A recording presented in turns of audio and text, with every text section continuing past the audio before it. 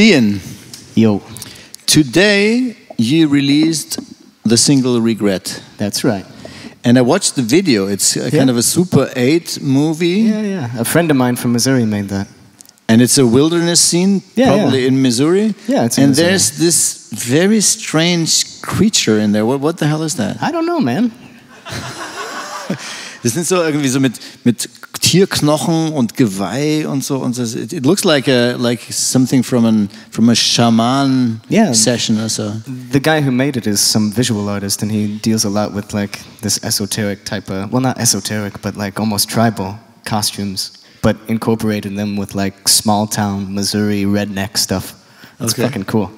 And was that actually like? Is he actually a shaman? And no. Or is it just he likes the style?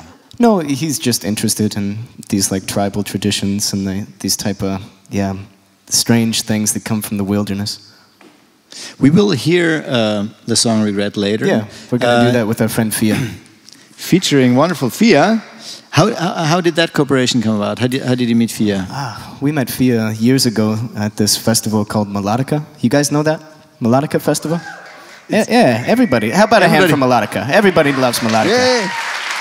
It's funny, the last show with the Mighty Oaks, they also... Yeah, that's where I met them, actually, years ago. It's almost like Tiffany. There we go. Boom. I keep saying boom. Damn it. Boom is good to say. Yeah, no. So you released that as a thing, but there's actually not really a full-playing record anywhere near. Normally you do the singles like right after, right before a record. It's kind of in between records, is that right? Because you released the record in March, right? Yeah, exactly. So Ryan and I, the guy that's dressed up like a cowboy, are the one that's dressed up more like a cowboy than the other one. There he is. That's the one. I almost said boom again. We recorded an album last year and released it in March, where it's just the two of us on 2 acoustic guitars and singing. And in the last year or so, we've started playing more with pedal steel and other friends and making the sound a little bit bigger and moving more toward this country direction, but not completely like going into the past, but trying to find a new form of country. Because when I was younger, I was really into country, but as I grew up, I started hating being American and hating all these things that were once my youth. But then when I moved to Europe, I kind of became American again. When you saw Europe, you realized how much you liked the US? Yeah, not necessarily. But I just realized that, there were a lot of things that I was just projecting, things that I hated about myself that I was throwing on America or throwing on capitalism or throwing on whatever. And I think in growing up, I was able to see the good things about the US a little bit more, like the music.